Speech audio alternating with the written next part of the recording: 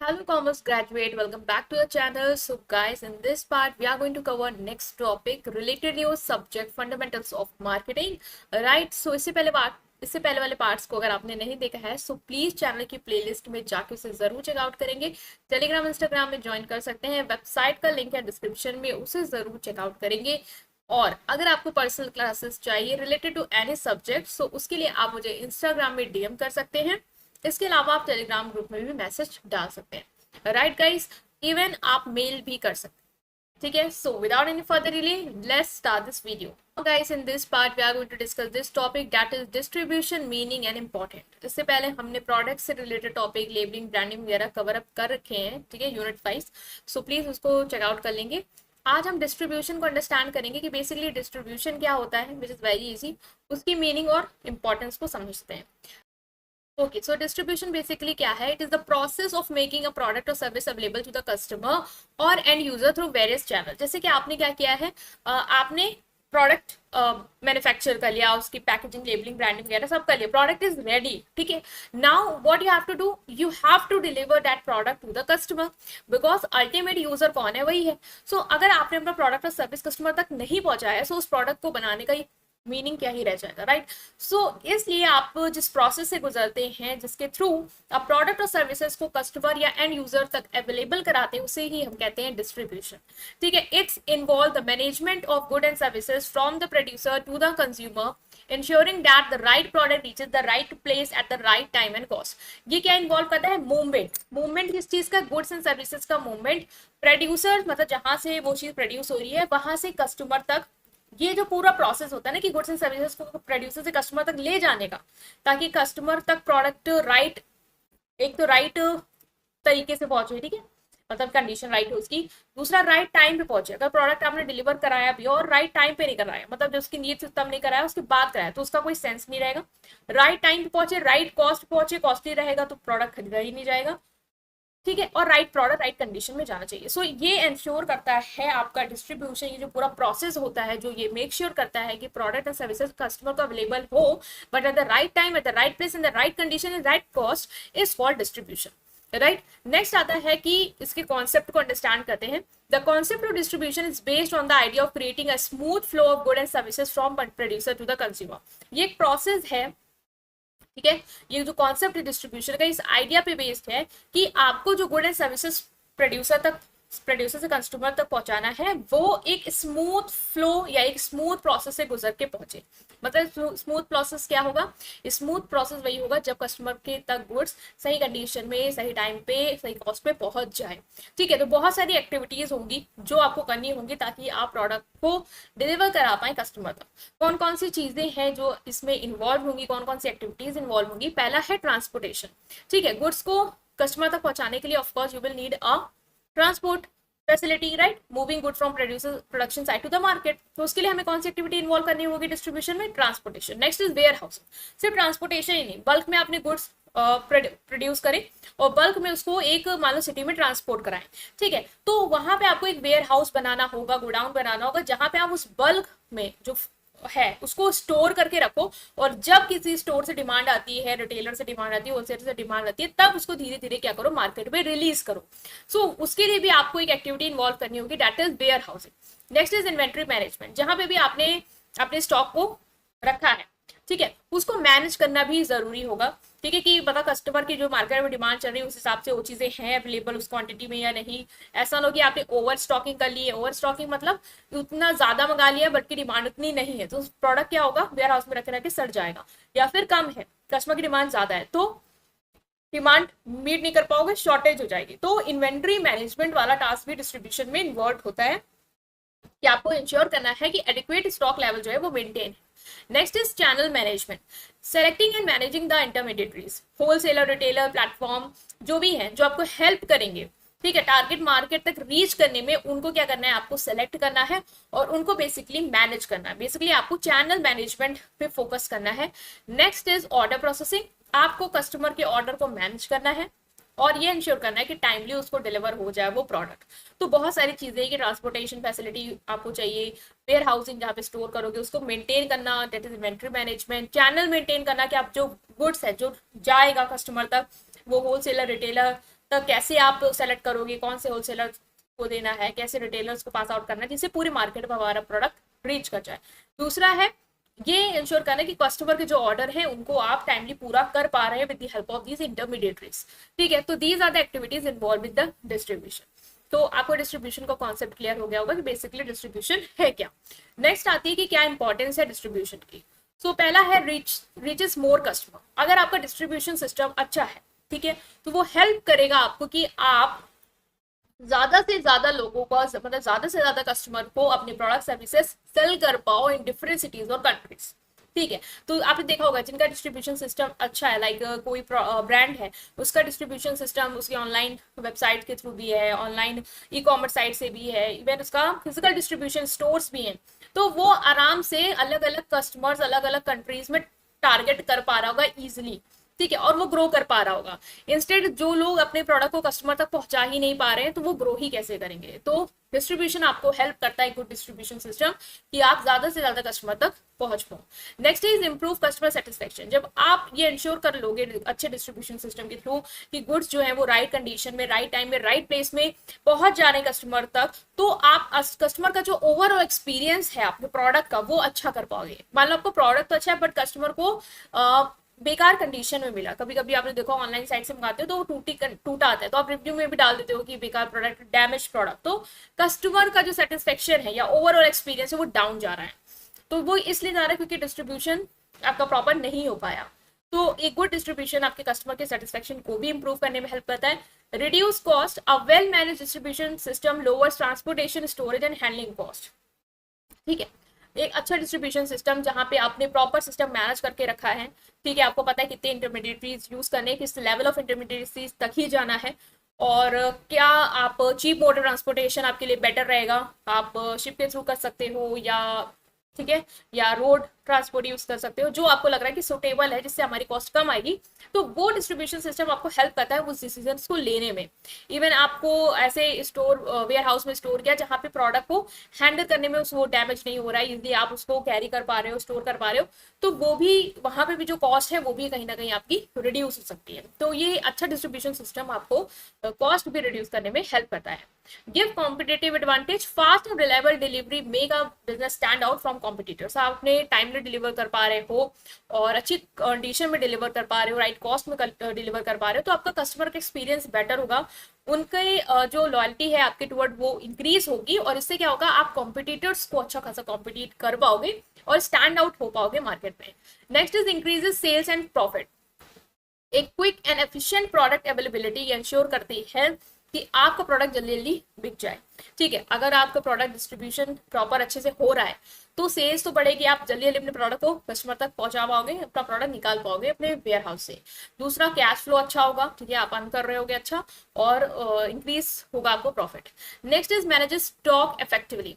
Good distribution system ये ensure करता है कि आपका जो स्टॉक लेवल है वो प्रॉपर रहे, प्रिवेंटिंग ओवर स्टॉकिंग और प्रोडक्ट शॉर्टेज।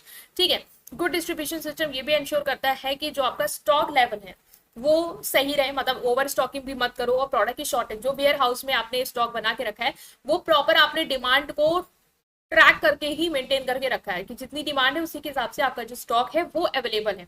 ऐसा भी नहीं है कि ओवर स्टॉकिंग हो रही है, मीन्स आपके डिमांड कस्टमर्स की कम है मार्केट में और आपने जितना सारा सामान मंगा लिया है वो उतनी जल्दी बिकेगा ही नहीं, सालों सालों वो पड़ा रहेगा, तो वो खराब होगा। ठीक है, उसकी डेट जो भी है वो मान लो एक्सपायर होगी, तो फिर ये आप यहाँ पे प्रॉपर नहीं कर पा रहे हो मैनेज अपना स्टॉक। तो एक गुड डिस्ट्रीब्यूशन सिस्टम, अच्छे से डिसीजन अगर आप लेते हो वेयर हाउसिंग के भी, इन्वेंट्री मैनेजमेंट के भी, तो आप स्टॉक को अच्छे से मैनेज कर सकते हो। Support business growth. ऑफकोर्स एक गुड डिस्ट्रीब्यूशन सिस्टम आपके बिजनेस की ग्रोथ में हेल्प करेगा, आप ज़्यादा से ज़्यादा कस्टमर को रीच पर कर पाओगे, अपना मार्केट शेयर इंक्रीज कर पाओगे, और जैसे जैसे प्रॉफिट अर्न करोगे आप ग्रो कर पाओगे, अपने चेन्स बना पाओगे, ब्रांचेस खोल पाओगे, और कंट्रीज टू कंट्रीज या सिटी टू सिटी अपने आप को इंक्रीज कर पाओगे, अपनी ग्रोथ को, और लॉन्ग टर्म सर्वाइव कर पाओगे। Right guys, so I hope आप अंडरस्टैंड कर पाए होंगे. This part we are going to discuss this topic that is distribution channel types. ठीक है, चैनल डिस्ट्रीब्यूशन चैनल्स के टाइप को डिस्कस करेंगे. इससे पहले डिस्ट्रीब्यूशन क्या होता है, इसकी मीनिंग, इंपॉर्टेंस और कॉन्सेप्ट को अंडरस्टैंड किया था. सो अगर आपने नहीं देखा तो प्लीज पहले वाले पार्ट को देख के आइएगा, because one by one concept जो है वो चल रहे हैं आपके. Now we will discuss about the types of distribution channel. अपने प्रोडक्ट को अगर आपको डिस्ट्रीब्यूट कराना, अपने प्रोडक्ट एंड सर्विसेज को, तो किस किस चैनल के थ्रू आप अपने प्रोडक्ट को डिस्ट्रीब्यूट कर सकते हैं, कस्टमर तक पहुंचा सकते हैं. सो दो टाइप के चैनल होते हैं basically, that is direct and indirect. ठीक है, और इनडायरेक्ट चैनल जो होते हैं उसमें आपके 1 level channel, 2 level channel and 3 level channel जो है वो इन्वॉल्व होते हैं. नाउ हम वन बाय वन डिस्कस कर लेते हैं. सबसे पहला है 0 level, that is direct channel. मतलब यहाँ पे आप इन्हें किसी भी इंटरमीडिएटरीज को इन्वॉल्व नहीं किया है. डायरेक्ट मैन्युफैक्चरर जो उस प्रोडक्ट को बना रहा है वो डायरेक्टली क्या करता है, कस्टमर को अपना प्रोडक्ट सेल करता है. ठीक है, तो ये क्या है, डायरेक्ट चैनल या 0 लेवल. मतलब इसमें कोई और लेवल नहीं है.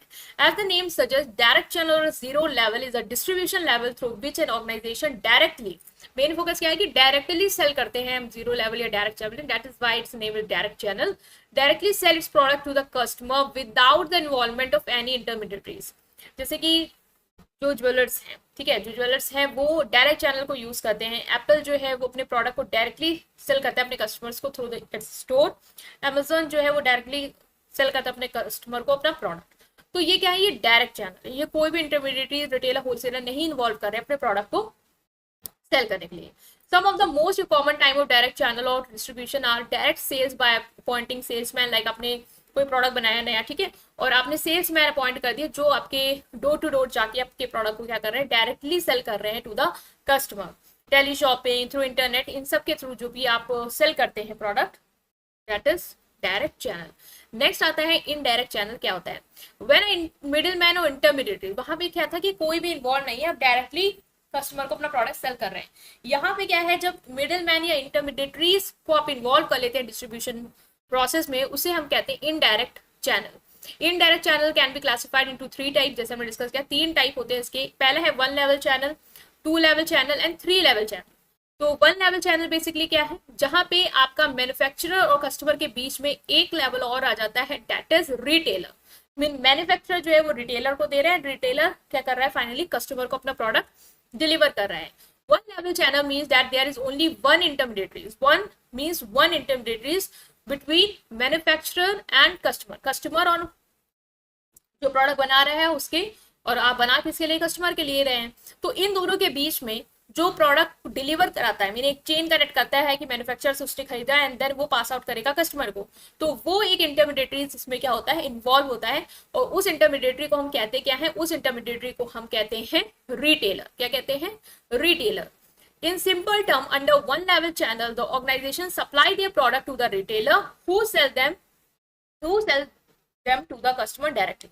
मतलब इसमें क्या होता है, जो ऑर्गेनाइजेशन है या जो मैन्युफैक्चरर है जिसने अपने प्रोडक्ट को बनाया, वो उसे क्या करेगा, रिटेलर्स को देगा, और रिटेलर क्या करेंगे, कस्टमर को डायरेक्टली सेल करेंगे. Like goods like cloth, shop, accessories, shoes, accessories, ये कंपनीज रिटेलर की हेल्प से क्या करती हैं, आपको सेल आउट करती हैं. आप जैसे कि कोई मैन्युफैक्चरर है जो कपड़े बना रहा है, तो क्या करेगा, अपने आसपास के एरिया के जो रिटेलर्स हैं उनको वो दे देगा, ठीक है, उसको डिलीवर करा देगा. और जो रिटेलर होंगे वो क्या करेंगे, अपने जो कस्टमर्स हैं उनको वो प्रोडक्ट फर्दर सेल करेंगे. तो ये है आपका 1 लेवल चैनल. नेक्स्ट आता है 2 लेवल चैनल. इसमें कौन इन्वॉल्व होता है, इसमें 2 लोग इन्वॉल्व होते हैं कस्टमर और मैन्युफैक्चरर के बीच में. One is your wholesaler and next is your retailer. मतलब रिटेलर तो है ही, बट यहाँ पे उससे पहले कौन आ जाता है, होलसेलर. मीन्स ये मोस्ट कॉमन यूज है, most common used channel of distribution है. इसमें 2 इंटरमीडिएटरीज इन्वॉल्व होते हैं प्रोडक्ट की सेल के लिए, इसलिए हम इसको 2 लेवल कहते हैं. 2 इन्वॉल्व है इसलिए हम इसको 2 लेवल कहते हैं. वो 2 लेवल में आते कौन कौन है, होलसेलर और रिटेलर. मतलब जो प्रोड्यूसर है वो अपने प्रोडक्ट को बल्क में किसको सेल कर देगा, होलसेलर को, और होलसेलर छोटे छोटे लॉट्स में किसको सेल करेंगे, वो करेंगे रिटेलर्स को, और रिटेलर फर्दर किसको सेल करेंगे, वो करेंगे अपने कस्टमर को. मतलब कि यहाँ पे 2 इंटरमीडिएटरीज इन्वॉल्व हो गए हैं between the producer and the consumer. The channel is generally used to sell convenient goods like soap, milk, products, milk, soft drink, etc. जो भी convenient goods हैं, मतलब जो आपकी हेल्प करते हैं daily day to day life में, उन गुड्स को डिलीवर करने के लिए बेसिकली हम इस चैनल को यूज करते हैं. दैट इज 2 लेवल चैनल, कि बल्क में जो प्रोड्यूसर्स बना रहे हैं उसको बल्क में सेल करते हैं होलसेलर को, और wholesaler then small small lot में रिटेलर्स को, एंड रिटेलर फर्दर जो है वो कस्टमर को डिलीवर करता है। HUL, that is Hindustan Unilever Limited, sell its goods like detergent, tea leaves, etc. through wholesaler and retailers. ठीक है, आप इसका एग्जांपल भी लिख सकते हैं। Next is 3 level channel. 3 level channel basically क्या है, जहां पे मैन्युफैक्चरर और कस्टमर के बीच में डिस्ट्रीब्यूशन एजेंट, होलसेलर और रिटेलर्स इन्वॉल्व होते हैं। मीन्स 3 लेवल चैनल्स में 3 इंटरमीडिएटरीज इन्वॉल्व होते हैं मैन्युफैक्चरर और कस्टमर के बीच में, इसीलिए हम इसे 3 लेवल चैनल कहते हैं। एक है एजेंट डिस्ट्रीब्यूशन, दूसरा है wholesaler and then retailer. It is usually use when goods are distributed across the country. Country के मतलब ग्लोबल डिस्ट्रीब्यूशन में इसको हम यूज करते हैं, and for that different distributors are appointed for different areas. और इसके लिए हम अलग अलग डिस्ट्रीब्यूटर्स को अलग अलग एरियाज में क्या करते हैं, अपॉइंट करते हैं। Wholesaler purchase goods from different distributors like north India distributor and then pass the goods to the retailer. मतलब कि अलग अलग एरिया में, जैसे नॉर्थ एरिया है, नॉर्थ इंडियन डिस्ट्रीब्यूटर है जो नॉर्थ इंडिया में डिस्ट्रीब्यूट कर रहे हैं, ठीक है, अक्रॉस द कंट्री, मतलब कंट्री के अक्रॉस।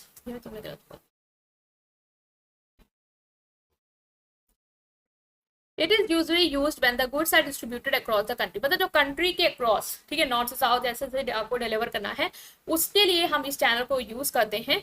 अलग अलग एरियाज में हम अलग अलग डिस्ट्रीब्यूटर अपॉइंट कर देते हैं, जिनको हम डिलीवर करेंगे एंड वो फिर फर्दर पास आउट करेंगे। तो होलसेलर जो है वो इन डिफरेंट डिस्ट्रीब्यूटर से परचेज कर लेते हैं। नॉर्थ इंडिया में डिस्ट्रीब्यूटर्स हमने अपॉइंट किए हैं, तो नॉर्थ इंडिया डिस्ट्रीब्यूटर से होलसेलर जो है वो गुड्स बल्क में परचेज करेंगे, एंड देन होलसेलर क्या करेंगे, फर्दर रिटेलर्स को पास आउट करेंगे। ठीक है, तो बेसिकली क्या होता है कि मैन्युफैक्चरर से डिस्ट्रीब्यूटर एजेंट जो कि अलग अलग एरिया में वो ले लेते हैं बल्क में गुड, एंड देन वो होलसेलर को देते हैं, एंड होलसेलर रिटेलर को लॉट में पास करते हैं, देन रिटेलर फाइनली कस्टमर्स को जो गुड्स हैं वो डिलीवर करते हैं। ठीक है, इस part we are going to start this topic, that is distribution channel factors affecting. इससे पहले हमने डिस्ट्रीब्यूशन चैनल्स वगैरह डिस्कस कर लिए थे, ठीक है, टाइप्स और डिस्ट्रीब्यूशन चैनल डिस्कस कर रहे थे। अब हम डिस्कस करने वाले कौन कौन से फैक्टर्स हैं जो हमारे डिस्ट्रीब्यूशन को क्या करते हैं, अफेक्ट करते हैं। ठीक है, तो चलिए देख लेते हैं कौन कौन से फैक्टर्स हैं जो हमारे डिस्ट्रीब्यूशन को अफेक्ट करते हैं। तो factor affecting choice of distribution channel, basically हमें कौन सा चैनल ऑफ डिस्ट्रीब्यूशन यूज करना चाहिए। हमने बहुत सारे चैनल देखे थे, 1 लेवल चैनल, 2 लेवल चैनल, ठीक है, जिसमें जो कि इनडायरेक्ट में थे, डायरेक्ट चैनल, ये सारी चीजें हमने पढ़ी थी। अब हम बात करने वाले हैं कि कौन कौन से फैक्टर्स जो हमें ये बताएंगे कि हमें कौन सा चैनल सेलेक्ट करना चाहिए हमारे प्रोडक्ट के डिस्ट्रीब्यूशन के लिए। तो पहला है, आप ले सकते हैं प्रोडक्ट रिलेटेड फैक्टर्स, मतलब ऐसे फैक्टर जो प्रोडक्ट से रिलेटेड है वो डिटरमाइन करने में हेल्प करेंगे कि हमें कौन सा चैनल ऑफ डिस्ट्रीब्यूशन सेलेक्ट करना चाहिए। The selection of distribution channel is affected by the product manufactured by a company. एक कंपनी कौन से प्रोडक्ट मैन्युफैक्चर्ड कर रही है वो अफेक्ट करते हैं कि आपका कौन सा डिस्ट्रीब्यूशन चैनल जो है वो आपको सेलेक्ट करना चाहिए। जैसे कि अगर कोई कंपनी इंडस्ट्रियल प्रोडक्ट बना रही है या फिर कंज्यूमर प्रोडक्ट, मतलब कि एक मैन्युफैक्चर कंपनी है जो बना रही है प्रोडक्ट, या तो वो ऐसे प्रोडक्ट बना रही है जो बेसिकली इंडस्ट्रीज यूज करेंगी, ठीक है, अपने गुड्स को तैयार करने के लिए, for manufacturing there final product. And consumer product basically कि आपने जो प्रोडक्ट बनाए हैं वो कंज्यूमर्स के लिए बनाए हैं, बिजनेस के लिए नहीं, कंज्यूमर के लिए आपके प्रोडक्ट हैं, खाने पीने के सामान है, पहनने के सामान है, ये सारी चीजें। इंडस्ट्रियल बेसिकली मशीन्स वगैरह बना रहे हैं आप, टेक्नोलॉजी से रिलेटेड उनके लिए, जिससे जो हमारे इंडस्ट्रीज हैं वो उस प्रोडक्ट को यूज करेंगे। तो इंडस्ट्रियल प्रोडक्ट बेसिकली टेक्निकल होते हैं, एक्सपेंसिव होते हैं और बल्कि होते हैं, और कुछ ही बायर्स हैं जो उन्हें परचेज करते हैं। बेसिकली आपने जो भी मान लो कोई मशीन बनाई है जिससे आप अगर मतलब कोई चीज बना रहे हो तो उसका प्रोडक्शन होता है, तो आपने वो मशीन बनाई है, तो आप उसी तरीके के मशीन इंडस्ट्रीज को सप्लाई करते हो। तो वो प्रोडक्ट कैसे होते हैं, ऑफकोर्स टेक्निकल होते हैं, टेक्नोलॉजी यूज हुई होती है, ठीक है, एक्सपेंसिव होते हैं, महंगे होते हैं, बल्कि होती है, हैवी होती है मशीन बड़ी बड़ी, और बहुत ही कम बायर्स ही होते हैं जो परचेज करते हैं, क्योंकि सब थोड़ी ना इंडस्ट्रीज खोल के बैठे हुए हैं। कस्टमर तो बहुत सारे जो कंज्यूम करने को तैयार, लेकिन इंडस्ट्रियलिस्ट या बिजनेस जो कर रहे हैं वो बहुत कम है। तो डायरेक्ट और शॉर्ट चैनल हम यहाँ पे यूज कर सकते हैं कि हम उनसे डायरेक्टली उनको क्या करें, प्रोडक्ट को डिलीवर कर दें, एज वो नंबर में भी कम है और प्रोडक्ट एक्सपेंसिव है, तो डायरेक्ट हमें उसको बेचना क्या रहेगा, हमारे लिए सही रहेगा, फिजिबल रहेगा। In case of consumer good, long और indirect channel are use because such goods are standardised, less expensive, less बल्कि, non technical, frequently bought product. मतलब ये वो प्रोडक्ट होते हैं कंज्यूमर गुड जो आपको, हमें पता है कि फ्रीक्वेंटली बाय करते रहते हैं, साबुन है वो हम लोग फ्रीक्वेंटली बाय करते रहते हैं। तो इसको हम लोग इनडायरेक्ट चैनल्स के थ्रू या फिर लॉन्ग चैनल के थ्रू डिस्ट्रीब्यूट कर सकते हैं कि जो मैन्युफैक्चरर है वो wholesaler, then retailer, then customer, long channel use कर सकते हैं, जिससे फाइनल कस्टमर तक जो प्रोडक्ट है वो डिलीवर हो जाए। और बहुत सारे लोग अगर उस चैनल में इन्वॉल्व होके उसको डिस्ट्रीब्यूट कर रहे होंगे तो वो लार्ज नंबर ऑफ कस्टमर तक पहुंच भी जाएगा इजीली। तो प्रोडक्ट रिलेटेड फैक्टर में नेक्स्ट आता है पेरिशेबिलिटी। अगर आपको प्रोडक्ट लग रहा है कि फ्रूट्स, वेजिटेबल, मिल्क जो पेरिशेबल है, मतलब कि एक टाइम के बाद जल्दी से खराब हो सकते हैं, तो उनको शॉर्ट चैनल्स के थ्रू ही हमें क्या करना चाहिए, बेचना चाहिए। ठीक है, लॉन्ग चैनल के थ्रू नहीं कि टाइम लग जाए, शॉर्ट चैनल के थ्रू डायरेक्ट हम सेल कर सकते हैं। लेकिन जो नॉन पेरिशेबल आइटम जैसे टूथपेस्ट, सोप, वो हम लॉन्ग चैनल के थ्रू प्रेफर कर सकते हैं। यूनिट वैल्यू ऑफ प्रोडक्ट की यूनिट वैल्यू क्या है? अगर यूनिट वैल्यू हाई है किसी प्रोडक्ट के लिए, तो उस केस में, एक्सपेंसिव प्रोडक्ट के केस में हम डायरेक्ट चैनल यूज करेंगे क्योंकि प्रोडक्ट एक्सपेंसिव है, ठीक है, महंगा है। और अगर हमें लग रहा है उसकी यूनिट वैल्यू लो है तो हम लॉन्ग चैनल यूज कर सकते हैं। तो एक्सपेंसिव और चीप प्रोडक्ट में भी हमें देखना है कि हमें कौन सा चैनल यूज करना है। डिग्री ऑफ कॉम्प्लेक्सिटी की बात करें तो product which are complex and require technical advice, ऐसे प्रोडक्ट जो कॉम्प्लेक्स हैं और उनको आपको यूज जो भी करना है, जिससे जो भी उसको यूज करेगा, जिसको आप बेच रहे हो, उसको यूज करने के लिए टेक्निकल एडवाइस हम देंगे, उसको गाइडेंस देंगे कि कैसे आपको इसको यूज करना है, क्योंकि वो प्रोडक्ट कॉम्प्लेक्स है, ऐसे आपको डिलीवर कर दिया तो आप उसको समझ नहीं पाओगे कि कैसे उसको यूज करना है। तो हम उसमें डायरेक्ट चैनल यूज करेंगे, अपना सेल्समैन वगैरह जो है उसको भेज दिया, वो वहां पे बेचने गया और वहां पे उसको सब बता के भी आएगा कस्टमर को कि कैसे उसको आपको यूज करना है, कैसे आप उसको प्रोसेस करेंगे वगैरह वगैरह। लेकिन जो सिंपल और नॉन टेक्निकल प्रोडक्ट है उनके लिए हम लॉन्ग चेन यूज कर सकते हैं, बिकॉज एज सच कोई गाइडेंस एडवाइस देने की वहां आपको जरूरत नहीं रहेगी। नेक्स्ट आता है कंपनी कैरेक्टरिस्टिक, की कंपनी के भी फीचर्स बताते हैं कि किस तरीके का आपको चैनल यूज करना चाहिए। अगर कंपनी की फाइनेंशियल स्ट्रेंथ स्ट्रांग है, मतलब पैसों से मजबूत है, तो they can easily opt for direct channel, तो वो डायरेक्ट चैनल ऑप्ट कर सकते हैं। ठीक है, कि आपने डायरेक्टली आप उसको सेल करवा रहे हैं सोशल मीडिया के थ्रू या जिस वेबसाइट के थ्रू बनवा के या डायरेक्ट सेल्समैन भेज के, उस तरीके से। लेकिन अगर आपकी फाइनेंशियल कंडीशन इतनी स्ट्रांग नहीं है तो आप इनडायरेक्ट चैनल्स यूज करेंगे। ठीक है, डिग्री ऑफ कंट्रोल डिजायर, कितना आपको कंट्रोल की जरूरत है। अगर आपको चाहिए कि सारा कंट्रोल जो डिस्ट्रीब्यूशन का है वो आपके पास रहे, क्योंकि कंपनी के पास रहे, तो वो शॉर्ट और डायरेक्ट चैनल यूज करेगी, क्योंकि अपना कंट्रोल जो है वो ज्यादा स्प्रेड होने नहीं देगी। लेकिन अगर कंपनी को उतना कंट्रोल नहीं चाहिए डिस्ट्रीब्यूशन पे, तो फिर वो इनडायरेक्ट चैनल को प्रेफर कर सकती है। नेक्स्ट है कॉम्पिटेटिव फैक्टर्स, कि आपके कॉम्पिटिटर्स क्या यूज कर रहे हैं, वो भी डिसाइड करेगा कि आपको कौन सा चैनल सेलेक्ट करना चाहिए। ठीक है, company can select the channel, same channel as selected by its competitor. अगर आपके कॉम्पिटिटर ई कॉमर्स के थ्रू सेल कर रहे हैं, अपनी वेबसाइट के थ्रू सेल कर रहे हैं, तो आपको भी चाहिए कि आप भी वही चीज करो, आप भी वेबसाइट के थ्रू या इन डायरेक्ट चैनल्स के थ्रू अपने प्रोडक्ट को सेल करो।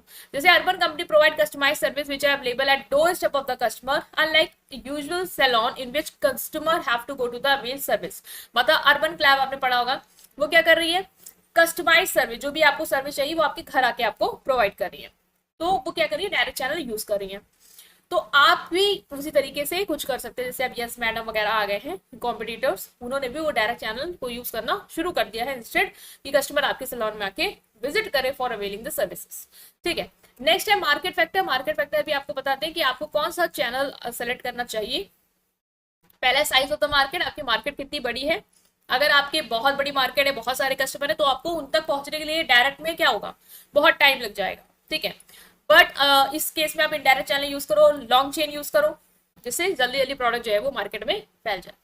और अगर आपके कस्टमर जो है लिमिटेड है, कुछ ही है, ठीक है, तो आप डायरेक्ट या शॉर्ट चैनल यूज कर सकते हो। जियोग्राफिकल कंसंट्रेशन की बात की जाए, it is better to go with direct और short channel distributor if buyers are concentrated in small geographical area. अगर छोटे ही एरिया में ही आपके जो बायर्स हैं वो अवेलेबल है, तो डायरेक्ट शॉर्ट चैनल यूज करेंगे, आप गए और आपने सब जगह बढ़ा दिया। लेकिन अगर आपके जो बायर्स है वो अलग अलग सिटीज में, अलग अलग पार्ट में क्या है, स्कैटर्ड है, तो आप इनडायरेक्ट चैनल को यूज करेंगे। क्वांटिटी परचेज, अगर आपके जो कस्टमर है वो कितनी क्वांटिटी में परचेज कर रहे हैं, अगर एवरेज साइज जो है आपका ऑर्डर का वो स्मॉल है, देन आप लॉन्गर चैनल्स वगैरह यूज कर सकते हैं। ठीक है, तो ये हमने डिस्कस किया है कि कौन से चैनल्स आपको यूज करने चाहिए और लास्ट फैक्टर जो बताएगा वो है environmental factor. The choice of channel is also affected by environmental factor like economic condition, government policy की आपकी कंट्री की इकोनॉमिक कंडीशन कैसी है, गवर्नमेंट पॉलिसी कैसी है, टेक्नोलॉजी के डेवलपमेंट कैसा है, स्टेशनरी प्रोविजन कैसे हैं। For example, shorter channel is used during depression to achieve economy in the distribution of goods. Shorter channel हम प्रेफर करते हैं किस टाइम पे, जब डिप्रेशन वाली सिचुएशन चल रही होती, ताकि आप डिस्ट्रीब्यूशन कर पाए गुड्स का इकोनॉमिकली। ठीक है, तो कंट्री की आर्थिक स्थिति वगैरह या गवर्नमेंट ने कोई पॉलिसी बना रखी है कि इस जगह पे ऐसे लॉन्ग चैनल नहीं यूज करने, तो फिर आप वो नहीं यूज कर पाएंगे। तो वो भी डिसाइड करने में आपको हेल्प करेंगे किस तरीके से आपको अपना प्रोडक्ट का डिस्ट्रीब्यूशन के लिए चैनल जो है वो सेलेक्ट करने हैं, right. So now guys, in this part we are going to start this topic, that is distribution channels logistic। हम लॉजिस्टिक्स की बात करने वाले हैं आज की। डिस्ट्रीब्यूशन लॉजिस्टिक्स क्या होते हैं? तो डिस्ट्रीब्यूशन लॉजिस्टिक ऐसा कोई कॉन्सेप्ट नहीं है जो आपने नहीं देखा है, आपने देखा है, और आप जो भी ऑनलाइन खरीदते हैं प्रोडक्ट, आप इस प्रोसेस के थ्रू गुजरते भी हैं। ठीक है, देखा भी है आपने। तो डिस्ट्रीब्यूशन लॉजिस्टिक बेसिकली एक प्रोसेस है जो यह इंश्योर करता है कि जो गुड्स का मूवमेंट है, मतलब जो गुड्स मैन्युफैक्चरर जो बना रहे हैं वहां से लेके कस्टमर, जो फाइनल कंज्यूमर जिसको कंज्यूम करेगा, उस तक वो प्रोडक्ट स्मूथली पहुंच जाए, एफिशिएंटली जो भी चीजें उस दौरान होनी है वो क्या हो जाए, मैनेज हो जाए। It involve planning, implementing and controlling the physical flow of product, ensuring the reach the right place at right time and in the right condition while minimising the cost. Means ये ensure करता है कि आप पूरा planning बनाएं कि कैसे एक गुड्स जो मैन्युफैक्चरर ने मान लो प्रोड्यूस कर दिया तो वो वहां से निकलेगा, और कैसे वो राइट प्लेस जो कि आपका फाइनल कंज्यूमर है वो उस तक कैसे पहुंचेगा, कैसे वो सही समय पे पहुंचेगा, ठीक है, और कैसे वो सही कंडीशन में पहुंचेगा, वाइल मिनिमाइजिंग द कॉस्ट। और आपको ये फोकस करना है कि जो कॉस्ट है वो कम आए इस दौरान। मतलब ऐसा ना हो कि आपने प्रोडक्ट पहुंचा तो दिया कस्टमर तक, लेकिन जो उसको कॉस्ट पे करनी पड़ गई उस चीज की वो काफी ज्यादा हो गई, मतलब कॉस्ट बढ़ गई, तो आपने सही चैनल नहीं यूज किया या आप वो गुड्स कंडीशन में नहीं पहुंचा, तो वहां पे आपका नुकसान हो गया। एग्जाम्पल और डिस्ट्रीब्यूशन लॉजिस्टिक की बात करें तो अमेजोन का एक परफेक्ट एग्जाम्पल आपके सामने आता है जो डिस्ट्रीब्यूशन लॉजिस्टिक का एफिशिएंट डिस्ट्रीब्यूशन शो करता है। स्टेप बाय स्टेप, जैसे आपने अमेजोन में क्या किया, ऑर्डर प्लेस किया, ऑर्डर प्लेस किया तो मैन्युफैक्चरर के पास क्या आ गया, ऑर्डर आ गया कि एक ऑर्डर आया है कस्टमर पे, कस्टमर का आपकी वेबसाइट। ऑर्डर प्रोसेसिंग, उसके बाद आप क्या करेंगे, ऑटोमेटिकली ऑर्डर प्रोसेस करेंगे। मीन जो आपके नियरेस्ट वेयर हाउस होगा, ठीक है, जो कस्टमर जहाँ की कस्टमर की लोकेशन है उसके आसपास का जो नियरेस्ट वेयर हाउस होगा, वहां पे अपना जो प्रोडक्ट है वो ऑर्डर आपको वहां क्या करना है, पहुंचाना है। ठीक है, नेक्स्ट आता है वेयर हाउसिंग। जैसे आपका प्रोडक्ट वहां पे आना है तो वहां के वेयर हाउस है जहाँ पे आपका प्रोडक्ट रहेंगे, वहां पे कैसे लोकेटेड है। जैसे अमेजोन है strategically located warehouse to minimise delivery time and cost, कि स्ट्रैटेजिकली उसने स्ट्रैटेजीज वगैरह बना के ही जो वेयर हाउस है वो बनाए हैं, ताकि जो भी कस्टमर जिस भी एरिया, जैसे हमारे लखनऊ में है तो लखनऊ के आसपास कहाँ कहाँ वेयर हाउसेज होंगे हमारे, कहाँ कहाँ प्रोडक्ट हमारे स्टोर होंगे, जैसे कस्टमर ने ऑर्डर किया तो वो वहां से उठ के डिलीवर हो जाएगा, ताकि टाइम पे भी डिलीवरी हो जाए और हमारी उतनी लागत भी ना है। Picking and packing, warehouse worker जो होते हैं वो क्या करते हैं, जो भी प्रोडक्ट आपने मान लो ऑर्डर किया है वो वेयर हाउस में अवेलेबल है, तो वो क्या होगा, वहां से पिक होगा, पैक होगा और आपको डिलीवर करा जाएगा।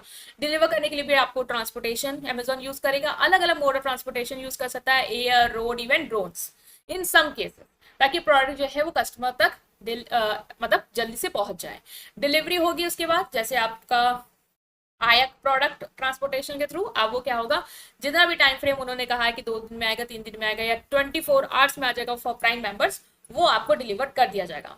रिटर्न एंड हैंडलिंग्स, अगर आप सेटिस्फाइड नहीं है तो आप प्रोडक्ट को क्या कर सकते हो, रिटर्न भी कर सकते हो और रिफंड भी आपको क्विकली मिल जाएगा। ठीक है, तो ये क्या है, ये पूरा डिस्ट्रीब्यूशन लॉजिस्टिक है कि कैसे होता है डिस्ट्रीब्यूशन। आपने एक ऑर्डर प्लेस किया अमेजोन की वेबसाइट पे या ऐप पे, ऑर्डर प्रोसेस कैसे हुआ, अब ऑटोमेटिकली ऑर्डर प्रोसेस हो जाएगा। जहां पे भी नियरेस्ट वेयर हाउस है, मेरे घर से जो पास का वेयर हाउस है वहां पे क्या है वो सेलेक्ट कर लेगा अपने आप ही कि जो कस्टमर का नियरेस्ट वेयर हाउस है वो ये है। अब वहां पे जो प्रोडक्ट आपका है वो वहां से उठ के पैक होगा, ट्रांसपोर्टेशन के थ्रू जो भी सेलेक्ट किया होगा उसके थ्रू ट्रांसपोर्ट में आएगा आपके एरिया तक और आपको डिलीवर किया जाएगा। ठीक है, और अगर आपको रिटर्न करना है तो वो भी आप रिटर्न कर सकते हो। ठीक है, और वेयर हाउस भी इनके ऐसे ही लोकेटेड होते हैं जिससे टाइमली डिलीवर वो हो जाए। जैसे मैन्युफैक्चरर ने अपना प्रोडक्ट वेयर हाउस तक पहुंचाया, वेयर हाउस जो है वहां से जो भी प्रोडक्ट है जो वहां पे आ गया है, अब वो आपके नियरेस्ट वेयर हाउस में आया होगा और वहां से पिक पैक होके ट्रांसपोर्ट होके आपके डोर स्टेप तक डिलीवर कर दिया जाएगा। Wide work because fast delivery हो जाती है, जिससे कस्टमर को सेटिस्फेक्शन होगा। आपने नियरेस्ट वेयर हाउस बना रखे हैं तो कस्टमर के वेयर हाउस तक इजिली वो प्रोडक्ट आ जाएगा और आपको जल्दी मिल जाएगा। एफिशिएंट वेयर हाउसिंग है, मतलब पास ही के एरिया में ही है आपके, तो लो कॉस्ट आएगी, उतना ट्रांसपोर्टेशन कॉस्ट डिलीवरी कॉस्ट नहीं लगेगी। स्मार्ट रूटिंग एंड ट्रैकिंग आप ट्रैक कर सकते हो, ठीक है। इजी रिटर्न, कस्टमर को ट्रस्ट भी हो जाता है। Amazon well manage distribution logistic give it huge competitive advantage leading to higher customer retention and increase profit. और जो इसका वेल मैनेज डिस्ट्रीब्यूशन सिस्टम है, ऑफ कोर्स वो कॉम्पिटेटिव एडवांटेज उसे देता है, ठीक है, कि वो कंपटीशन में बना रहे और अपना प्रॉफिट बना पाए और कस्टमर भी उस पर ट्रस्ट करें। This example show how proper distribution logistic ensure that product reach customer safely, quickly and minimal cost, exactly what makes Amazon so successful. तो ये था हमारा डिस्ट्रीब्यूशन लॉजिस्टिक की मैन्युफैक्चरर से फाइनल कंज्यूमर तक पहुंचाना, एक कस्टमर को प्रोडक्ट, उसकी पूरी प्लानिंग, उसका इम्प्लीमेंटेशन और इवन कंट्रोल करना कि कस्टमर तक वो प्रोडक्ट राइट प्लेस पे, राइट टाइम पे, राइट कंडीशन पे पहुंच जाए और आपकी उतनी कॉस्ट भी मत आए। जिसमें हमने अमेजोन का डिस्ट्रीब्यूशन लॉजिस्टिक का सिस्टम, मैनेजमेंट सिस्टम समझने की कोशिश की कि हमने वेबसाइट पे ऑर्डर प्लेस किया, ऑर्डर वहां से ऑटोमेटिकली प्रोसेस हुआ, ठीक है। जो भी मान लो प्रोडक्ट मैन्युफैक्चरर से वेयर हाउस तक, नियरेस्ट वेयर हाउस जो हमारी लोकेशन के पास है वहां पे आया, वहां से फिर वो पिक पैक होके ट्रांसपोर्ट होके आपको डिलीवर किया गया। अगर आपको रिटर्न हैंडल करना है, रिटर्न वगैरह करना है तो भी आप कर सकते हैं। ऐसा कोई वो भी नहीं है कि आपको एक मतलब होता नहीं कि नहीं कर सकते हैं रिटर्न, आप रखना ही पड़ेगा, वो भी सिचुएशन नहीं है, ठीक है गाइस। तो हमने ये डिस्कस किया है। Now guys in this part we are going to start with this topic, that is distribution logistics important। इससे पहले हमने distribution logistics क्या होता है उसकी मीनिंग को डिस्कस किया और कॉन्सेप्ट को अंडरस्टैंड किया। नहीं देखा तो प्लीज पहले वाले पार्ट को देख के आएंगे। आज हम बात करने वाले हैं कि क्या इंपॉर्टेंस है डिस्ट्रीब्यूशन लॉजिस्टिक की। तो डिस्ट्रीब्यूशन लॉजिस्टिक हमने देखा एक पूरा वेल मैनेज प्लान, उसका इम्प्लीमेंटेशन, ताकि जो प्रोडक्ट है वो मैन्युफैक्चरर से कस्टमर तक पहुंच जाए, राइट टाइम पे पहुंच जाए, राइट कंडीशन पे पहुंच जाए एंड लो कॉस्ट पे पहुंच जाए। तो ये बेसिकली हमारा डिस्ट्रीब्यूशन लॉजिस्टिक ये पूरा प्रोसेस होता है। तो एक क्रूशियल रोल प्ले करता है ऑफ कोर्स ये इंश्योर करने के लिए कि प्रोडक्ट कस्टमर को एफिशिएंटली, सेफली और कॉस्ट इफेक्टिवली मिल रहा है। एक वेल मैनेज डिस्ट्रीब्यूशन सिस्टम सिर्फ कस्टमर के सेटिस्फेक्शन को ही नहीं इंप्रूव करता, लेकिन बिजनेस को भी, मतलब उसकी गुडविल इंप्रूव करता है, उसको प्रॉफिटेबल बनाता है और कॉम्पिटेटिव। क्योंकि अगर आपने कोई प्रोडक्ट कहीं से ऑर्डर किया, आप तक वो पहुंचा पर कंडीशन में सही नहीं पहुंचा, तो आपकी नजरों में उस बिजनेस की क्या रेपुटेशन रह जाएगी। आपने देखे भी होंगे मीशो में कितने, मिंत्रा में, फ्लिपकार्ट में रिव्यूज आप लोग देते भी हो कि अगर आपको प्रोडक्ट नहीं समझ में आया, नहीं टाइम पे आया, तो भी आप कंप्लेंट डालने लग जाते हो, या प्रोडक्ट गलत कंडीशन में आया तो भी आप डालने लग जाते हो, या प्राइस इफेक्टिव नहीं लगा तो भी, ठीक है। तो ये डिस्ट्रीब्यूशन अगर सिस्टम वेल मैनेज होगा तो कस्टमर को इस तरीके की प्रॉब्लम नहीं आएंगी, कस्टमर भी सेटिस्फाइड रहेगा और एक जो ओवरऑल इमेज है एक बिजनेस की वो भी मेंटेन रहेगी। तो हम डिस्ट्रीब्यूशन चैनल, हमने देखा कि डिस्ट्रीब्यूशन लॉजिस्टिक बेसिकली क्या है, तो क्या इंपॉर्टेंस है। तो हमने समझा कि कस्टमर का सेटिस्फेक्शन, डिस्ट्रीब्यूशन अगर आपका प्रॉपर है तो कस्टमर सेटिस्फाइड रहेगा। Fast and accurate delivery customer के सेटिस्फेक्शन को इंक्रीज करती है, उसके ट्रस्ट को इंक्रीज करती है, वो लॉयल रहेगा। क्योंकि आपने भी कभी देखा होगा कि आपको किसी वेबसाइट से अगर प्रोडक्ट बहुत टाइमली मिल गया है, जब अर्जेंट है आपको, तो आप उस पर क्या करते हो, ट्रस्ट करते हो। आपको कभी अर्जेंसी में मंगाना होगा तो आप वहीं से मंगाओगे, बिकॉज आपको पता है कि ये हमारे साथ धोखा नहीं करेंगे, ठीक है। एक केस है जैसे कि एक टाइम क्या था कि मतलब डिलीवरी दिखा रहे थे वो टाइम पे आएगी, मिंत्रा का, फ्लिपकार्ट का था। तो बर्थडे के लिए हमने ऑर्डर किया था उनसे एसेसरी वगैरह जो होती है ना डेकोरेशन की। तो बर्थडे के टाइम उससे पहले एक दिन दिखा रहे थे कि डिलीवरी हो जाएगी, 6 को डिलीवरी हो जाएगी, शायद 7 मार्च को मेरा बर्थडे होता है, बट 7 मार्च तक भी वो प्रोडक्ट डिलीवर नहीं हुआ। और हमारा जो इवेंट था वो क्या हुआ, खराब हो गया, क्योंकि हम उस पर बड़ा रिलाई कर रहे थे कि वो आ जाएगा, आ जाएगा, और फिर मार्केट सही जाके क्या करना पड़ा, लेना पड़ा। तो ये क्या होता है, आपके कस्टमर का यहाँ पे क्या हुआ, ट्रस्ट टूट गया। अब वो तो आप पे बिलीव करेगा नहीं कि आप हमेशा टाइम पे पहुंचाओगे, वो एक बैकअप लेके चलना शुरू कर देगा, या आपसे नहीं लेके जाके मार्केट से ही कर लेगा। तो ये होता है कि अगर आपकी लॉजिस्टिक अच्छी नहीं है, डिस्ट्रीब्यूशन लॉजिस्टिक सही नहीं है, वेल मैनेज सिस्टम नहीं है डिलीवरी का, तो कस्टमर आपसे सेटिस्फाइड नहीं रहेगा। दूसरा है कॉस्ट रिडक्शन। अगर आपने ऐसा डिस्ट्रीब्यूशन लॉजिस्टिक यूज किया है जिसमें आपने वे ऑफ ट्रांसपोर्टेशन भी बेटर यूज किया, जिसमें कॉस्ट कम आ रही है, वेयर हाउस जहाँ पे गुड स्टोर हो रहे हैं उसकी भी कॉस्ट कम है, इन्वेंट्री प्रॉपर मैनेज हो रही है, कुछ टूट नहीं रहा है, फूट नहीं रहा है, तो इससे क्या होगा, ओवरऑल ऑपरेशनल कॉस्ट आप कम कर ले जाओगे। तो प्रॉपर डिस्ट्रीब्यूशन से आपकी कॉस्ट भी कम हो जाती है। मार्केट रीच आपका वेल प्लान लॉजिस्टिक है, तो आपको हेल्प करेगा कि आप नई नई मार्केट में और ज़्यादा ज़्यादा कस्टमर तक पहुंच पाओ। अगर आपने प्रॉपर सिस्टम प्लान किया है कि कैसे हमें अपना गुड्स ट्रांसपोर्ट कौन सा यूज़ करना है, किस किस वेयर हाउस में, मतलब लोकेशन में वेयर हाउसेस अपने खोलने हैं, कैसे हमें कस्टमर तक और कौन कौन से एरियाज तक कस्टमर तक अपना गुड्स प्रोवाइड करना है, तो अगर प्लान प्रॉपर है और आप उस पर वर्क कर रहे हो तो आप एक्सपैंड कर पाओगे नई मार्केट में। कॉम्पिटेटिव एडवांटेज, ऑफ कोर्स जो डिलीवरी रिलायबल और फास्टर होती है, लोग उसको ही प्रेफरेंस देते हैं। अगर आपके कॉम्पिटिटर मान लो फ्लिपकार्ट पे इतना बैड एक्सपीरियंस हो गया तो, और अमेजोन पे 24 आवर्स का गुड एक्सपीरियंस हो गया, तो हम उसको ही प्रेफरेंस देंगे।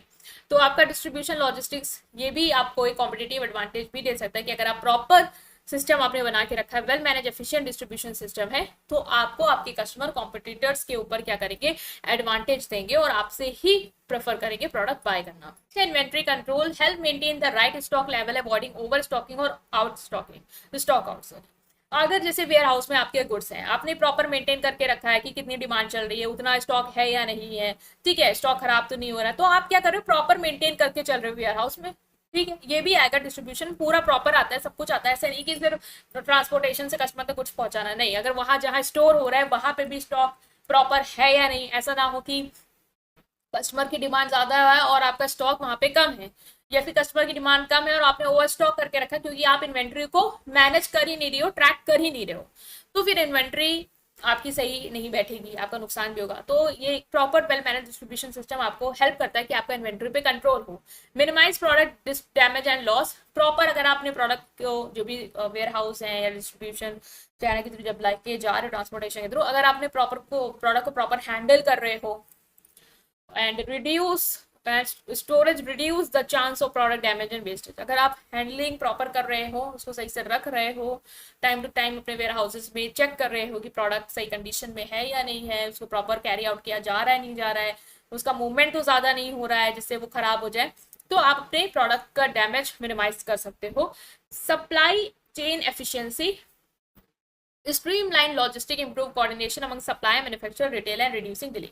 एक जो अच्छा वेल मैनेज डिस्ट्रीब्यूशन सिस्टम वो ये हेल्प करता है आपको कि जो कोऑर्डिनेशन है आपका, सप्लायर जो आपको सप्लाई कर रहे हैं, मैन्युफैक्चरर जो बना रहे हैं, ठीक है, और रिटेलर्स जो मैन्युफैक्चर से खरीद रहे हैं, वो प्रॉपरली आपस में कोऑर्डिनेशन बनाए हैं जिससे प्रोडक्ट जो है वो ट्रैवल इजिली कर रहा है from one person to another and then another, जिससे डिले भी नहीं हो रहा है कि आपको मान लो सप्लायर से आप मैन्युफैक्चर को सामान ही नहीं मिल रहा है कि वो अपना प्रोडक्शन शुरू करें, या मैन्युफैक्चरर से रिटेलर होलसेलर को सामान नहीं मिला कि वो डिस्ट्रीब्यूशन शुरू करें, तो डिले नहीं होगा, ठीक है। फ्लेक्सिबिलिटी एंड अडोप्टेबिलिटी की quick response to market change, customers demands, enhance business agility, कि अगर आपका डिस्ट्रीब्यूशन सिस्टम प्रॉपर है तो आपका मान लो मार्केट में कोई भी चेंजेस आता है या कस्टमर की डिमांड में कोई चेंजेस आता है तो अपने स्टॉक को मेंटेन कर ले जाओगे और मार्केट में क्विक रिस्पॉन्स कर पाओगे। मान लो मार्केट में एकदम से डिमांड बढ़ गई तो उसको आप पूरा भी कर पाओगे because of your efficient distribution system.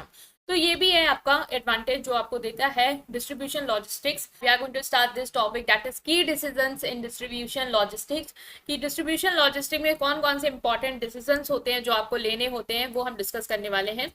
So key decisions in distribution logistics, effective distribution logistics require making strategic decision। अगर आप चाहते हैं कि आपका जो डिस्ट्रीब्यूशन सिस्टम है, ठीक है, डिस्ट्रीब्यूशन लॉजिस्टिक्स जो है प्रॉपर जो सिस्टम है आपका, एक मैन्युफैक्चरर से फाइनल कंज्यूमर तक पहुंचाना, उसके दौरान जो भी आप स्ट्रैटेजीज फॉलो कर रहे हो या स्टेप्स फॉलो कर रहे हो, उसको अगर आप ये इंश्योर करना चाहते हो कि वो प्रॉपर रहे, तो आपको बहुत सारे डिसीजंस जो हैं वो लेने पड़ेंगे ताकि कस्टमर तक प्रोडक्ट राइट कंडीशन में, राइट टाइम और मिनिमल कॉस्ट में पहुंच जाए। तो कौन कौन से डिसीजंस हैं जो आपको लेने पड़ेंगे उसके लिए, डिस्ट्रीब्यूशन लॉजिस्टिक्स के लिए, वो हम डिस्कस कर रहे हैं। पहला है ट्रांसपोर्टेशन डिसीजन। ट्रांसपोर्टेशन एक मेजर कॉस्ट फैक्टर है आपका डिस्ट्रीब्यूशन लॉजिस्टिक में। अगर आपने ऐसा ट्रांसपोर्ट यूज कर लिया जो बहुत ही एक्सपेंसिव है, ठीक है, तो आपकी कॉस्ट ऑफ प्रोडक्ट जो है वो बढ़ जाएगी। तो आपके हेल्प करेगा आपको मोड ऑफ ट्रांसपोर्टेशन कि आप कॉस्ट, स्पीड और रिलायबिलिटी वगैरह क्या कर पाओ, बैलेंस कर पाओ। तो की फैक्टर क्या है, मोड ऑफ ट्रांसपोर्ट, कि आपको कौन सा ट्रांसपोर्टेशन यूज करना चाहिए अपने प्रोडक्ट को कस्टमर तक पहुंचाने के लिए, by road, by rail, by air, by sea, और कॉम्बिनेशन मल्टी मॉडल आप यूज कर सकते हो।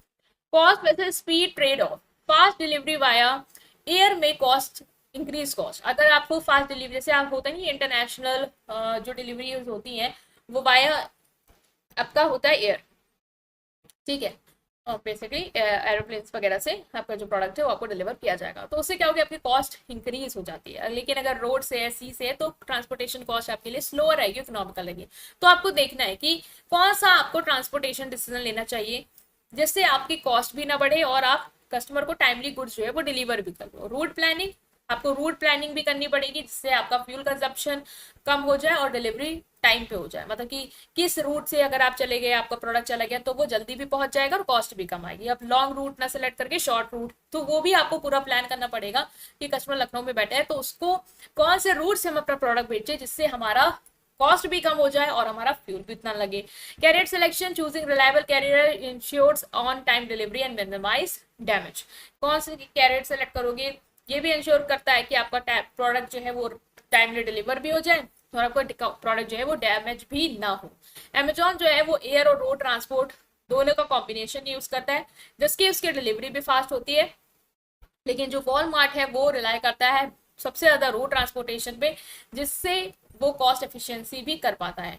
तो ये हमने देखा कि अमेजोन जो है वो कॉस्ट मतलब बढ़ भी रही है, एयर के थ्रू जा रहा है तो भी ठीक है लेकिन फास्ट हो जाएगी। रोड को भी यूज कर रहा है, कॉम्बिनेशन भी यूज कर रहा है कि रोड के थ्रू हमारा जो प्रोडक्ट है वो टाइमली पहुंच भी जाएगा और उसकी कॉस्ट भी उतनी नहीं आएगी जितना बाय एयर आएगी।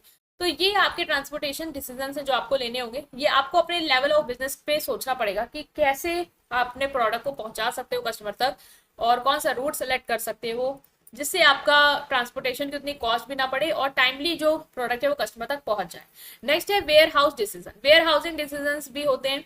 Warehousing decisions means warehousing help store products before they are delivered to customers. Proper location and management of warehouse reduce delivery time and cost. Warehouse basically क्या होते हैं, ये एरिया होते हैं जहाँ पे आपके प्रोडक्ट को स्टोर किया जाता है उससे पहले कि वो कस्टमर तक डिलीवर किया जाए। अगर जहां पे भी आपके कस्टमर है वहां पे प्रॉपर एक एक लोकेशन पे, थोड़े थोड़े लोकेशन पे अगर आपके वेयर हाउस सेटअप है तो कस्टमर तक वेयर हाउस से प्रोडक्ट आने में उतना पेट्रोल भी नहीं लगेगा क्योंकि वो टाइमली भी पहुंच जाएगा और कॉस्ट भी उतनी नहीं आएगी क्योंकि आपने मोस्ट ऑफ द एरिया में अपने वेयर हाउस स्ट्रैटेजिकली प्लान करके बना रखे हैं। तो लोकेशन वेयर हाउस की ऐसी होनी चाहिए कि closer to customer hub for faster delivery, कि कस्टमर जहां पे आपके हैं वहां पे उसके नजदीकी वेयर हाउस हो जिससे वो फास्टेड डिलीवरी भी हो जाए, कस्टमर तक प्रोडक्ट जल्दी पहुंच भी जाए। नंबर ऑफ वेयर हाउसेस, अगर आपके वेयर हाउसेस ज्यादा हैं ठीक है तो आपकी डिलीवरी स्पीड बढ़ जाती है और आपका फिक्स कॉस्ट भी इंक्रीज होता है।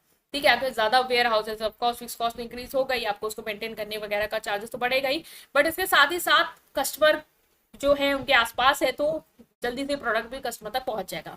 टाइप ऑफ वेयर हाउसिंग, आप कैसा वेयर हाउस यूज करना चाहते हो, ऑटोमेटेड या मैनुअल, लोग उसको कर रहे हैं या मशीन के थ्रू ऑटोमेटेड है कि मशीन उसको रन कर रही है, रोबोट उसको रन कर रहे हैं, तो कौन सा आप यूज करना चाह रहे हो। Temperature control for perishable product जैसे गुड्स हैं तो उनके लिए आपका जो वेयर हाउस है वो बेसिकली एसी वाला है, ठीक है, ताकि वो खराब ना हो। तो कौन सा वेयर हाउस यूज कर रहे हो ये भी आपको डिसीजन लेना पड़ता है। Inventory storage, efficient use of warehouse space, reduce holding cost.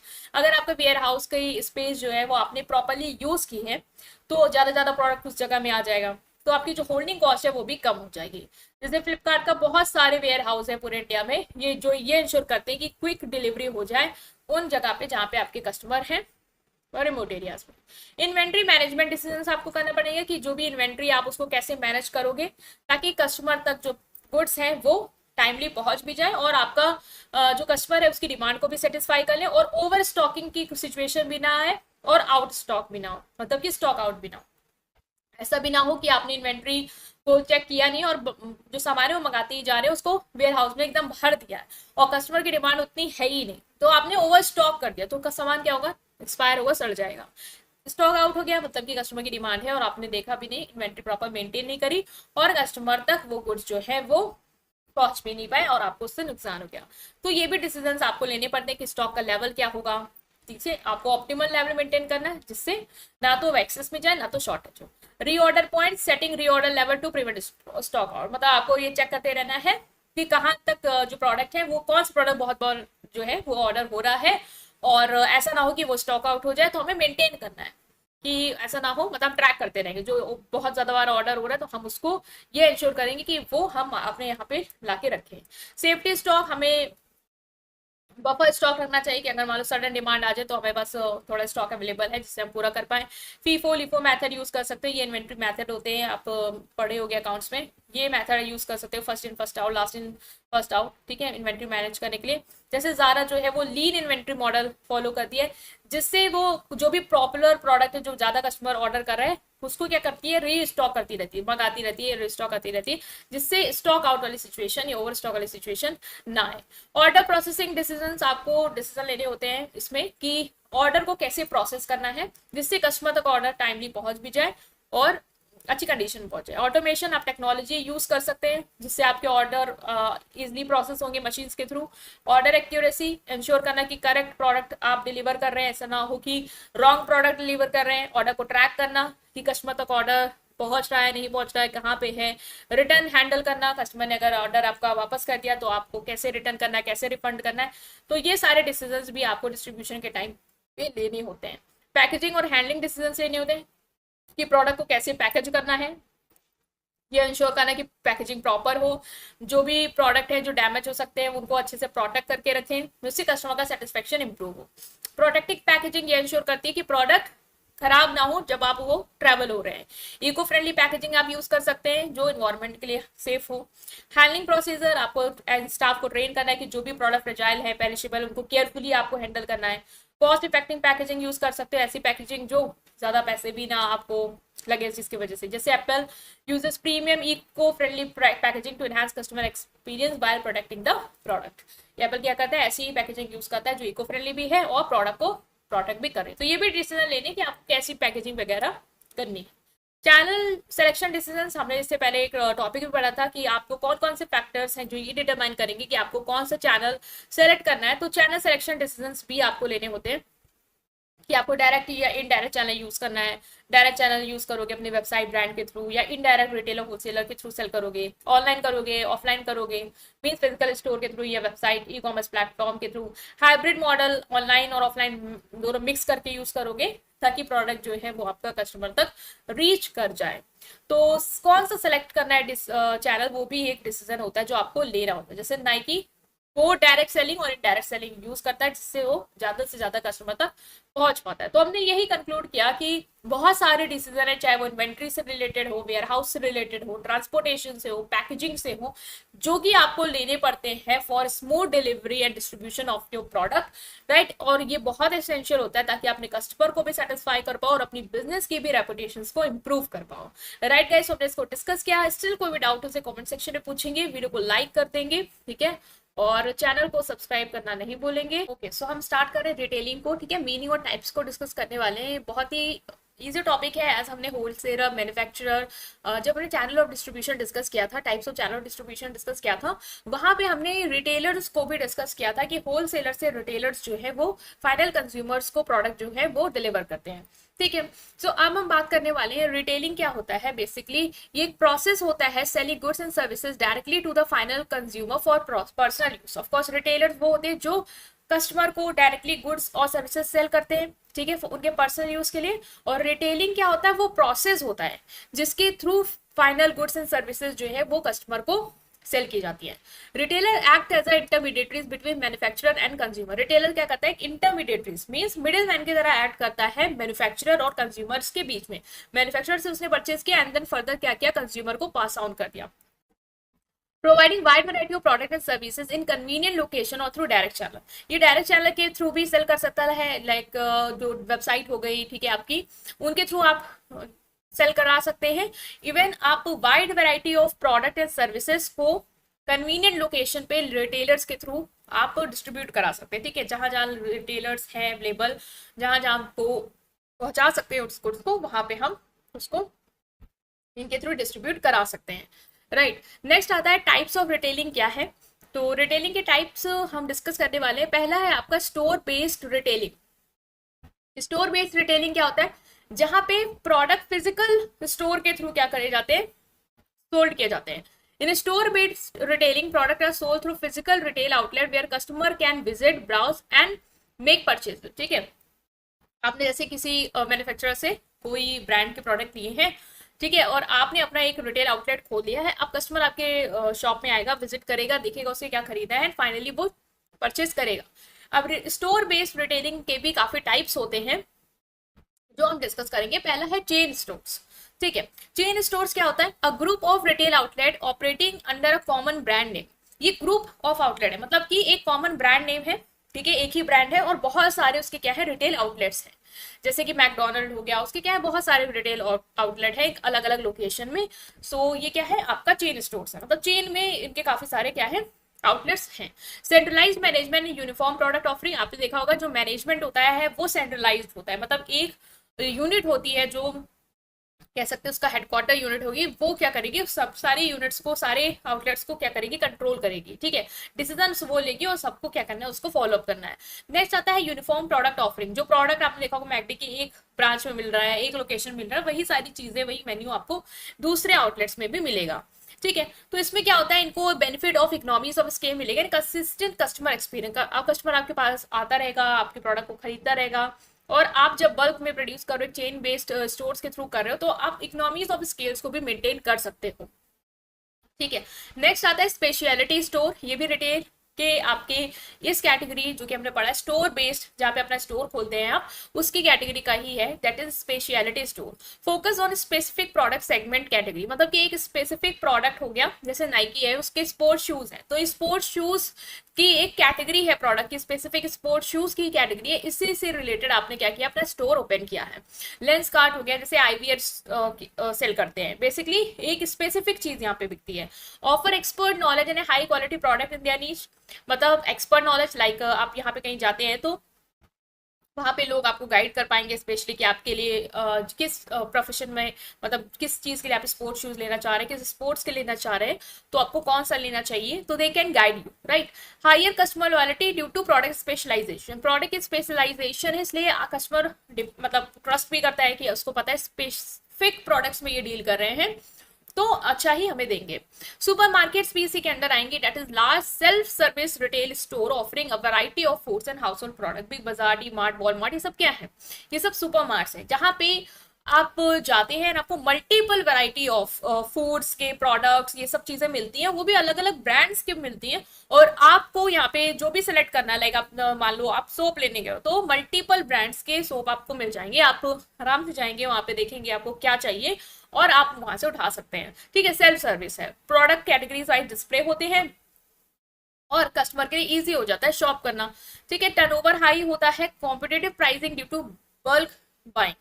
Turnover high होता है इन सुपरमार्केट्स का, ऑफकोर्स लोग आते हैं, काफी ज्यादा परचेजिंग करते हैं, तो सेल्स तो उनकी काफी अच्छी होती है, और प्राइसिंग भी कॉम्पिटेटिव होती है, क्योंकि एक ब्रांड से रिलेटेड, एक मतलब एक कैटेगरी से रिलेटेड जो भी सोप है, बहुत सारी चीजें हैं, उससे बहुत सारे ब्रांड्स हैं जो आपने सुपरमार्केट्स में लगा रखे होंगे, तो कॉम्पिटेटिव भी, प्राइसिंग भी क्या हो रखते हैं आप, कॉम्पिटेटिव रखते हैं, क्योंकि लोग बल्क में खरीद रहे हैं यहाँ पे। नेक्स्ट आता है डिपार्टमेंट स्टोर्स। डिपार्टमेंट स्टोर्स की बात की जाए तो ये लार्ज स्टोर्स होते हैं डिवाइडेड इनटू डिपार्टमेंट। ठीक है, each specialising in different product category, जैसे क्लोथिंग का अलग सेक्शन है, होम गुड्स का अलग सेक्शन है, इलेक्ट्रॉनिक्स का अलग सेक्शन है, तो वंडर वन रू अलग अलग रेंज ऑफ प्रोडक्ट आपको मिल जाएंगे, और अलग अलग कैटेगरीज में, अलग अलग डिपार्टमेंट्स में, जैसे शॉपर स्टॉप, ये आप मैसे ये सब देख सकते हो। Discount store offer product at reduce price, ये वो स्टोर्स होते हैं जो आपको कम प्राइस में प्रोडक्ट ऑफर करते हैं, lower profit margin but high sales volume. इनके मार्जिन तो कम होते हैं, प्रॉफिट तो उतना नहीं बनाते, बिकॉज ऑफकोर्स ये हमें रिड्यूस प्राइस में दे रहे हैं, लेकिन वॉल्यूम ऑफ सेल्स ज्यादा होती है, जिससे वो कवर अप कर ले जाते हैं। जैसे वॉलमार्ट हो गया, डॉलर जनरल हो गया, ये एग्जाम्पल आप देख सकते हैं। Convenience store basically small retail outlet located near residential area, आपने देखा होगा आपके खुद की सोसाइटी के आसपास भी कन्वीनियंस स्टोर्स ओपन होते हैं, जहां पे आप जा सकते हैं और अपने essentials item like snacks, drink, grocery वगैरह की सामान ले सकते हैं। कभी कभी वो 24 आवर्स ओपन रहते हैं, लॉन्गर आवर्स ओपन रहते हैं, इन एंड आउट, 7-Eleven आपके आसपास भी बहुत सारे होंगे। ठीक है, जैसे यहाँ पे वृंदावन भी ई मार्ट ऐसे करके है, तो ये सब भी आपको देखने को मिल जाएंगे, जो कि आपकी कन्वीनियंस के हिसाब से आपकी लोकेलिटी में ही स्टैब्लिश है, और आप अपने कन्वीनियंट के अकॉर्डिंग जाके, चाहे दिन हो रात हो, अपने प्रोडक्ट जो भी आपको परचेस करना है वो खरीद सकते हो। नेक्स्ट आता है नॉन स्टोर बेस्ड रिटेलिंग। ये वो है जहां पे स्टोर बना के आप चीजें नहीं बेच रहे हैं, नॉन स्टोर रिटेलिंग है। Goods are sold directly to consumer without the need for physical retail outlet. यहाँ पे जो गुड्स हैं वो कंज्यूमर को डायरेक्टली बेचे जाते हैं, यहाँ पे जरूरी नहीं है कि आपने कोई फिजिकल आउटलेट खोल रखा हो। जैसे कि on retailing, e commerce site, e commerce में भी आप क्या कर सकते हैं, डायरेक्टली कस्टमर्स को गुड्स बेच सकते हैं। Product are sold through website और mobile app. Customer can order from comfort of their homes. Amazon, Flipkart, Myntra, इन सबसे आप खरीद सकते हैं। डायरेक्ट सेलिंग कर सकते हैं। Sales are made directly to consumer through personal interaction. Door to door जाके आप पर्सनल इंटरेक्ट करके अपना कस्टमर को प्रोडक्ट सेल कर सकते हैं। सेल्स पर्सन जाएंगे, प्रोडक्ट को डिमॉन्स्ट्रेट करेंगे अलग अलग कस्टमर के लोकेशन में जो उनके आसपास होगी, और वहां पे वो उनको सेल कर सकते हैं। एमवे अपने प्रोडक्ट सेल करता है ऐसे ही। टेली मार्केटिंग कर सकते हैं, means selling product over the phone. Phone के थ्रू फोन पे प्रोडक्ट बेच सकते हैं। Customer place order before the on based on the information, जैसे कैपरी शॉपिंग नेटवर्क, क्यूवीसी, ठीक है, ये सब चीजें आती रहती हैं। आप उसके थ्रू अपना प्रोडक्ट बेच सकते हैं। मेल ऑर्डर हाउस हो सकते हैं। Product are sold through catalog और ऑनलाइन ब्रोशर्स, मतलब कैटलॉग्स आपने प्रोवाइड कर दिया कस्टमर्स को, उसके बेसिस पे आप प्रोडक्ट सोल्ड कर सकते हैं। Customer email, phone, online platform के थ्रू क्या कर सकता है, ऑर्डर दे सकता है और आप उसको डिलीवर करेंगे। Automatic vending machine, machine that dispense product when money और कार्ड इज इंसर्टेड। ये आपने देखा भी होगा, वेंडिंग मशीन मॉल के बाहर ऐसी जगह लोकेटेड रहती है। वहां पे आपको जैसे मनी एंटर करना है वो आपने एंटर किया और जो भी आइटम सेलेक्ट किया वो आपको मिल जाएगा। जैसे कि एटीएम मशीन से आप कैश विड्रॉ करते हैं, उसी तरीके से यहाँ पे आप प्रोडक्ट विड्रॉ कर सकते हैं। देखा होगा, आपने देखा होगा। तो shop home shopping, TV retailing, TV में आप देखते होंगे बहुत सारे प्रोडक्ट प्रमोट करते हैं, जैसे नापतोल हो गया, होम शॉप 18 हो गया, और आपको बस क्या करना होता है, नंबर जो आ रहा होता है उसमें कॉल प्लेस करना होता है और अपने ऑर्डर, सॉरी, कॉल करना होता है और अपने ऑर्डर को प्लेस करना होता है। ठीक है, एक पूरा डेमोन्स्ट्रेशन वगैरह दिखा रहे होते हैं कि ये प्रोडक्ट है, इसको आपको ऐसे यूज कर सकते हैं, और फिर आप बहुत इंप्रेस हो जाते हैं, तो फिर आप उसको ट्रस्ट करके प्रोडक्ट को ऑर्डर कर देते हैं। नेक्स्ट है एंड लास्ट है retail cooperative. Retailers from cooperative to pool resources and increase buying power. Member benefit from share profit and reduce cost. लोग क्या कर सकते हैं, अपना एक कॉपरेशन बना सकते हैं, एक साथ मिलके आए वॉलंटरी, और उन्होंने अपने मिलके पैसे जोड़े और खरीदे प्रोडक्ट्स, ठीक है, और उसके बाद अपने मेंबर्स को क्या कर रहे हैं, सेल कर रहे हैं और म्यूचुअल प्रॉफिट वगैरह बना रहे हैं। ठीक है, और रिड्यूस कॉस्ट पे सेल कर रहे हैं। आपने कोऑपरेटिव सोसाइटीज में अंडर पढ़ा होगा ये टॉपिक, ये उसी से निकल के आए। जैसे अमूल हो गया, Indian pharma fertiliser cooperative limited हो गया, ये सब अपने कॉपरेशन बना के ही अपने प्रोडक्ट को अपने मेंबर्स को at reduce price and at good quality serve करते हैं। ठीक है गाइस, हमने डिस्कस कर लिया, आई होप आप अंडरस्टैंड कर पाए हैं। स्टिल कोई भी डाउट हो तो कमेंट सेक्शन में पूछेंगे, वीडियो को लाइक करेंगे, चैनल को सब्सक्राइब करेंगे। Thank you.